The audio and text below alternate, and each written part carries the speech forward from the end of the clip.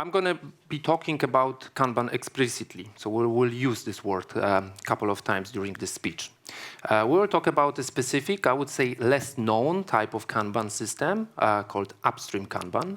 And I gave this subtitle or undertitle, What's in there for product people, because this is a type of Kanban system that is very helpful if you actually try to build, discover, and deliver a product. Now I'm totally blinded by the spotlight, but is there anyone in this room actually working with product? Be it a product owner or a manager or maybe a Scrum Master or coach supporting. Okay, so it's not totally blind shot. Good. Okay, so what's in Kanban for product people? Before we jump into this topic, I want to hear from you. What do you have in mind? What do you envision in your brains, in your minds when you hear Kanban? What comes to your mind? Bored, yeah? Okay.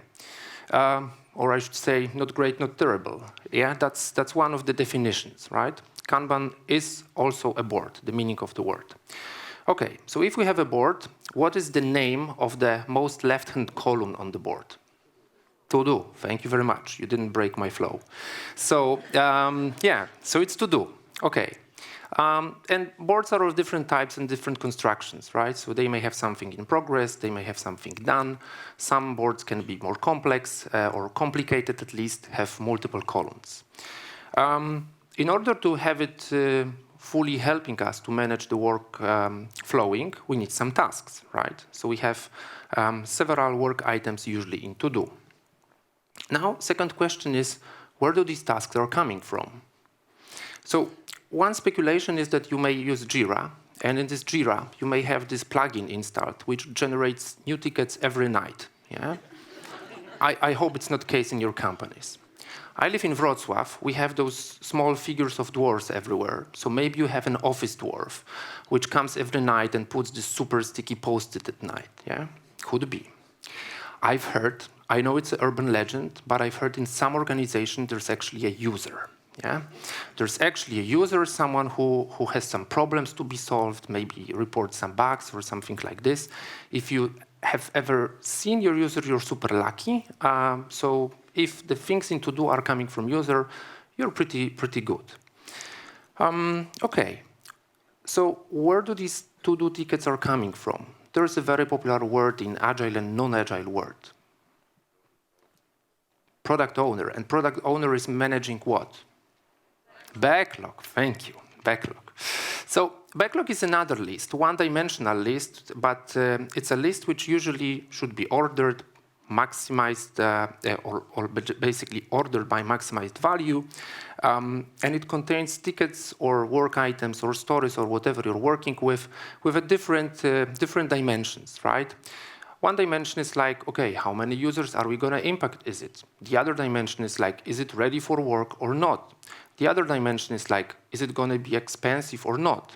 And it's hard to see all of these things if your backlog is just one-dimensional list. So Kanban can help you with it. How? Now let's make a kind of mental experiment. So we have just a generic Kanban board, and we'll try to do something to this board. So we will actually try to anchor the right-hand side of the board.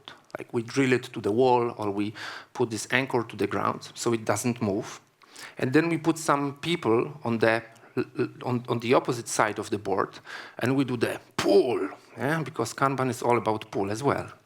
Actually, in this case, we pull in the opposite direction. We usually pull from right to left. Here we pull from in the other direction. So what could happen if we actually pull these columns is extra columns on the left. What's the use of it? Well, first of all, we could distribute the one-dimensional backlog into a couple different stages and have a better visualized way of showing, at what stage of readiness for work are different backlog items. And this is what we call upstream Kanban. This is the part of the system which is designed for discovery process. Okay, if this is upstream Kanban or so-called discovery Kanban, then how do we call the usual Kanban? The usual Kanban we call downstream Kanban or delivery Kanban. Yeah? This one is focused purely on delivering items. We need to think of everything that we have in our backlogs and everything what we would have on our upstream Kanban as things that are optional, right? You probably really shouldn't do all of the things that you have today in your backlogs in your companies. Because if some item is like really far away from delivery, yeah, I need to find myself now here, okay, yeah, like here, it's an option. You don't know if it's going to be needed in like half a year from now. So, okay, if this is a Kanban, the next question coming to your mind could be, well, do regular rules or practices of Kanban apply to upstream Kanban as well? The answer is yes and. One of the core practices of Kanban is limiting work in progress, something what Leonardo just covered in his speech a moment ago. But it's also about the clear meaning of what is the phase in which the work item is. So we could have a refinement, an activity which is done by many Scrum teams. We could have user stories writing, if you use user stories. Yeah? We could have maybe impact analysis, because before we jump to writing a story, we should actually analyze if the story makes sense, or what kind of impact does it have on our users, or our user base, or the application. Yeah, we can sit in the office and speculate a lot about user stories, but you know, there's this legendary user outside of the office, and it makes sense to go out and ask her. Yeah? And finally, maybe just ideas. Yeah? Ideas created internally, externally, by looking at competitors or whatever is the source of your ideas. WIP limits. Yeah, so WIP limits are naturally the numbers which try to show us that we shouldn't start too many things at the same time because things will slow down. And the same applies to upstream Kanban. So because number of people that you have responsible for product development, for discovery phase is also limited. The amount of time that they have is limited. We shouldn't be working on like too many items at the same time. Okay, easy piece. But remember about this. Upstream Kanban is actually feeding downstream Kanban with work. And downstream Kanban in many of the companies is very expensive. You hire highly educated, hopefully well-paid people, and you don't want them to wait and do nothing, or just wait, you know, just start being busy with anything, yeah? We don't want to go this way. That's why we use the other, you could say, a kind of mirror version of WIP limit, which are minimum WIP limits. So in order to make sure that you always have something for your team to work on, you want to, for example, introduce WIP limits on the stories or product backlog items which are in refinement phase, or user stories writing, or analysis of the impact, or maybe interviews that you're going. One extra point is that there's important connection between upstream and downstream Kanban. It's something that basically is visualized here with this small orange post-it here, which is like, well, that's a kind of definition of readiness, which is, I know, sounds like an anti-pattern, but is there really a point in starting something that you don't have chance to deliver? Yeah? It's usually going to be really costly, time-consuming, and frustrating for everyone, including the users that will have the other items delivered slower, but not the one that you're actually working on.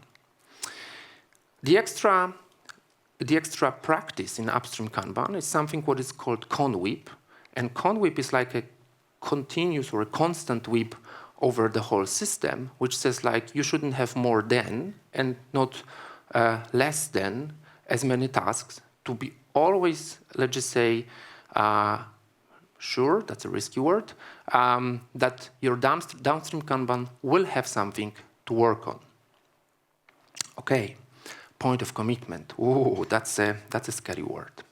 So every time I speak to people about construction of Kanban system like the one that you see now on the screen, I'm saying that the critical point in the system is point of commitment.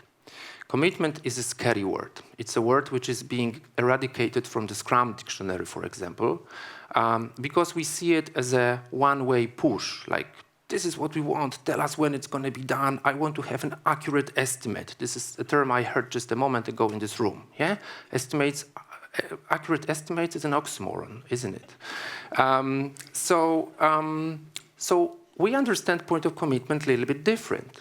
It's this humiliating Spice Girls moment. We ask people from business, tell me what you want. And if they give us some options, we ask them, tell me what you really, really want, because our capacity is limited, no matter what. Yeah? But we take your word as a business representative seriously, so we're going to work on it. We're going to do everything what's possible, what's in our hands that we're going to deliver it. Okay. It also helps. I know that there are some organizations where you have two people. One person says like, well, this is the most important thing for you to do.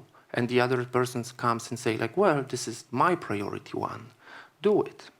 If we see it, if we show it to them on one board, we can actually clash them and say, well, you tell us what, because our capacity to deliver is not unlimited. It's not stretching forever.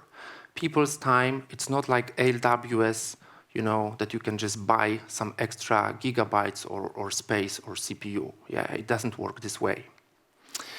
Okay, so we have these WIP limits, we have all of it, and then we have a board which looks like this. Very often I keep hearing, well, this is kind of waterfallish to me. We have like 13 columns. Yeah? Well, I don't know. I mean, first rule is like the Kanban system should reflect your reality. If this is how your reality looks, I'm sorry, you need to live with it. But Kanban can show you that one part of the system is for building options and the other part is for realizing options. Yeah?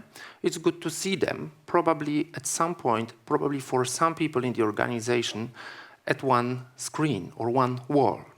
And if you pay close attention to how the tickets are actually moving, you may see that, well, you may have like a big batch of tickets moving from one column to another. And sorry, then Kanban shows you that you are a waterfallish. If you see a movement of a single work items which are being delivered to customer, which give you the feedback, which give you decision what to prioritize or what to schedule next, then I don't think we can justify calling this waterfallish. Okay, I hope I inspired you to think of Kanban boards in a different way than usual. The concept of upstream Kanban has been invented by a Belgian guy, Patrick Steyart. We're actually going to host him in Poland in 2 weeks in Krakow. If you won't have opportunity to meet him, there's a free ebook at Lean Kanban University website that you can download. And now, as a part of self-advertisement, if you want to listen about Kanban in Polish, there's the only one. So the best Polish Kanban podcast, Kanban przy kawie. Thank you very much.